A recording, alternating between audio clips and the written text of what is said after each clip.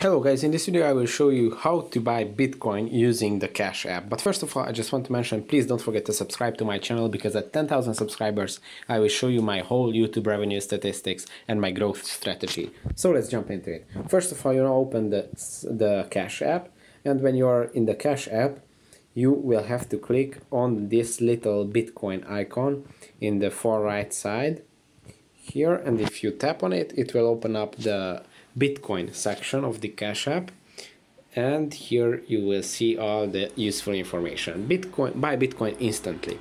The easiest way to buy and sell Bitcoin, whether you are an expert or just getting started. So here you will see a few statistics. This is the today's price of Bitcoin, $48,000. It would be very interesting if you would comment in this video's comment section the Bitcoin price right now, so we can see the evolution of the Bitcoin price in the comment section. Would be very interesting. So this is today's price, weekly statistics, 1 month, 1 year, and the whole Bitcoin price from 2008. Verify your identity, enable blockchain withdrawals and deposits to external wallets. And again, Bitcoin price, Bitcoin symbol, BTC, display currency, and everything you have to know. And when you're buying it, just tap on the buy and you will see this menu.